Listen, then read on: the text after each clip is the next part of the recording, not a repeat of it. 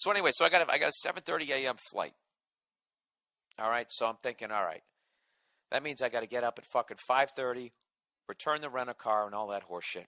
Why don't I stay at a hotel right next to the airport?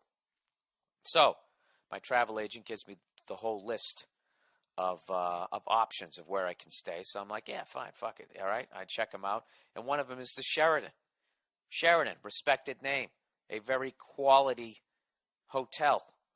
I say I'm going to stay there, and the price reflected that it was a quality hotel. It cost me like $180 or something like that. It was a lot of fucking money. So $199, something like that. For Philly, that's a lot of fucking money, considering I was right outside Upper Darby. So anyways, here's my travel tip for you. Do not ever stay at the fucking Sheraton at the Philadelphia International Airport. It is a beyond ghetto Sheraton. It's so fucking ghetto that I knew it was a fucked up Sheraton before I even went into it. I pulled up and it looked fine. I got out of my car, it looked fine. And as I walked into the place, as I was walking in, these 4 chicks were coming out, and they just looked like whores from a reality show. Awful tattoos on their feet, titties up and pushed together, these cheap-ass looking stripper shoes. And I went, oh, no. Oh, no, not a bad hotel. Please, God. Please. I started praying to the travel gods. Please don't let this be a bad hotel, I'm like, what? But, at first I was like, all right, what are these, like call girls? Do they just get done servicing some fucking married business guy on the road? Is that what they did? But it was like 12 noon. It's like, no call girls are up at 12 noon, all right? They already washed off their vaginas, hosed them down at like 8 in the morning. And now they just fell asleep, face down in a fucking pile of glitter. And they're not going to wake up again till like 5 in the afternoon. That's how it works. And they wake up, they fucking, I don't know what they do. They put some fucking vitamin E on the ligature marks around their neck from the night before.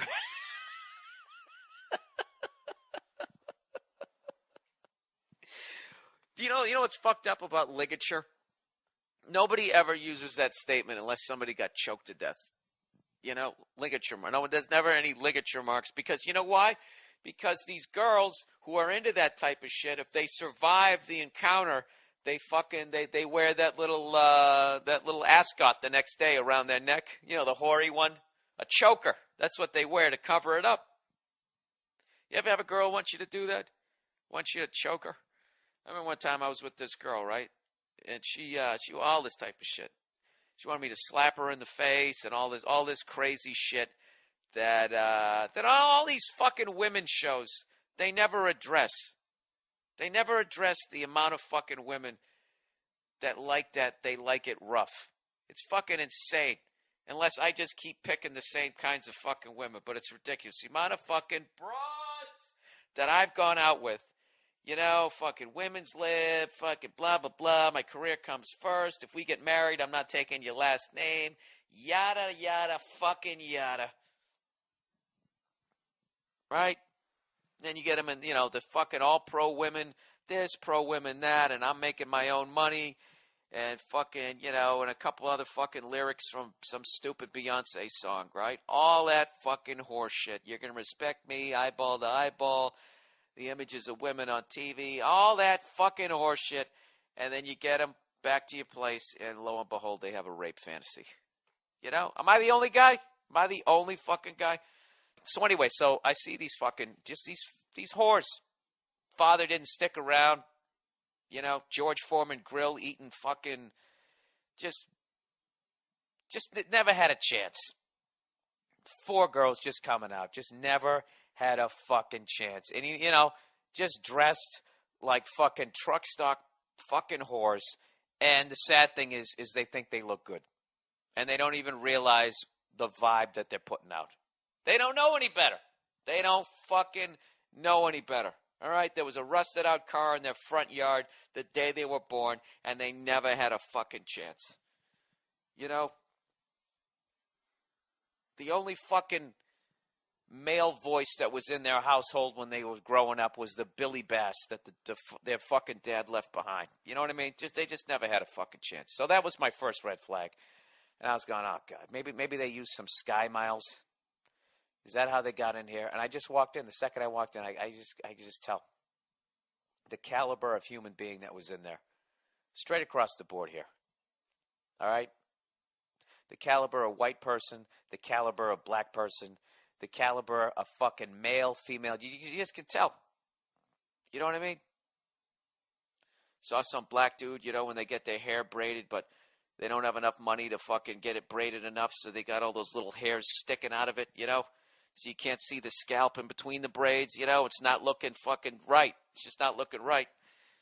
The fucking white dude with the cheap Anderson Little suit, the fucking creased up brown loafers with this gold lame horse shit on the front of it. Shoes look like they cost $11, and I'm just going, oh no. Oh, God, at least let the fucking room be clean, So I check in. The lady behind the counter, she was nice enough. I don't know how she ended up at this fucking Sheraton. Maybe she stepped out of line at the big stockholders meeting. This is their Sheraton Siberia. So then I go up to my room, and it's weird. It had like it almost looked like a little house. You come walking in, there's a door, and right next to it, there's this big window for some stupid fucking reason. If I want to overlook half the elevators in the fucking poor excuse for a pool that they had. So the blinds were down, all right? So I open it up, and it's a suite. I'm like, nice. It was a nice room. It wasn't bad at all. So I'm in there for like 5 fucking minutes, and I hear this knock on the door, right? Guy fucking knocks on the door. It was covered in foam, so that's what it sounded like. And I open the door, and there's a guy standing there with this giant coffee table. And he goes, and he's trying to walk in with this giant coffee table. I'm like, whoa. I go, you got the wrong room. I didn't order a table. And he goes, no, this table is your room's missing a table. I'm like, it is? They go, yeah. The last people who were here broke the other table. I was like, Jesus Christ, what, they have like a party or something? And he went, yeah. I thought he was going to say no. He went like, yeah. And I go, well, did they fucking fumigate the place? Now I think everything's been jizzed on. I'm laying in fucking angel dust and cocaine and shit, It keeps getting worse. Then I'm sitting there for another couple minutes, and then I just hear this lady telling this story, right? This motherfucker trying to tell me that motherfucker can't come over here. I said, motherfucker, you don't motherfucker with a motherfucker, baby. And I'm like, is it at least a guest? Is it at least a guess? And I fucking open the blinds to my window, and she's one of the people cleaning the rooms. Just cursing up a fucking storm. Loud as fucking hell. Like all broke people. Broke people are the loudest fucking people because they live near the freeways.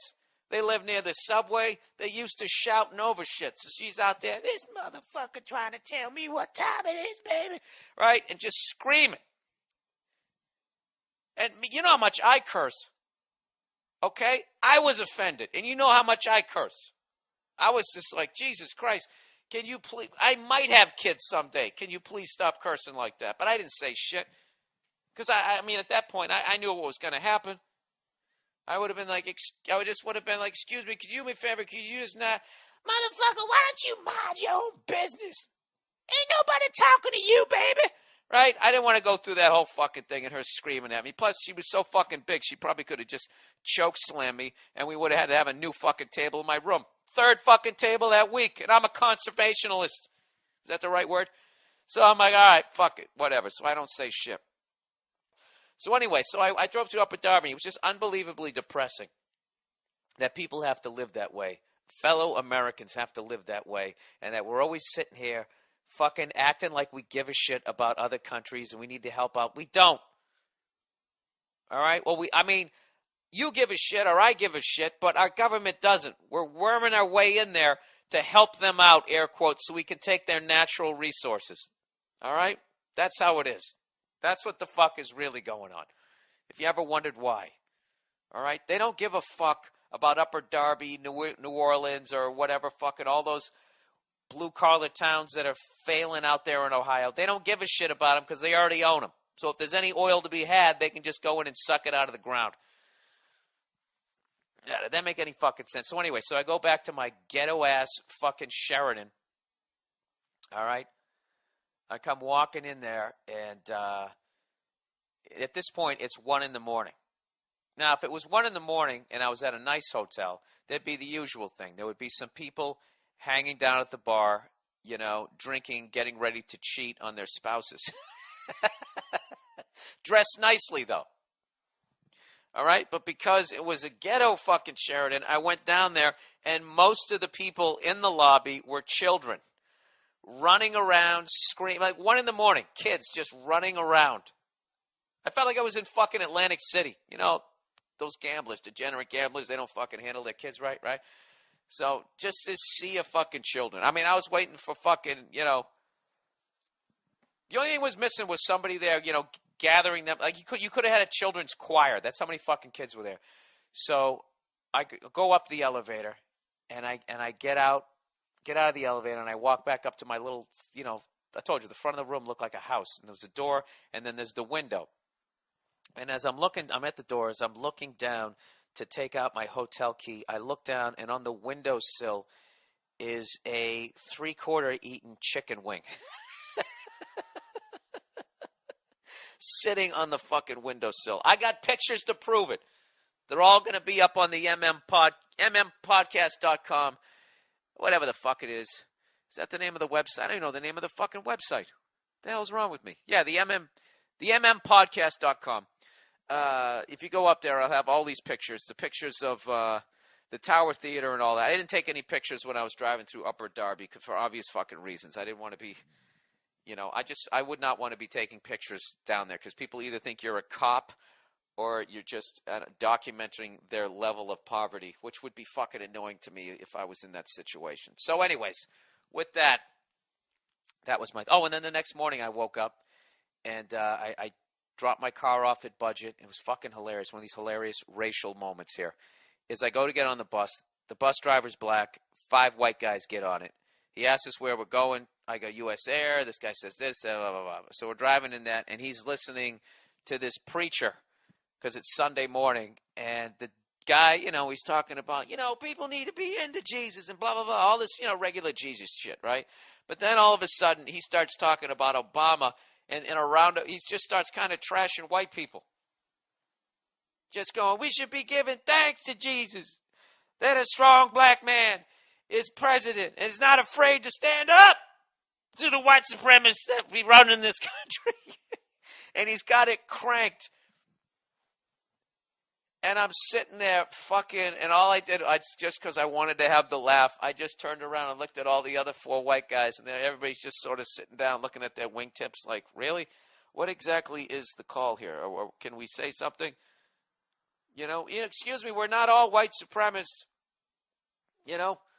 Like, what exactly is the proper response to that? Because I thought it was, I don't know, I actually thought it was fucking hilarious. I wish I could remember what the guy was saying. Jesus, now I'm fucking bombing again on this fucking podcast.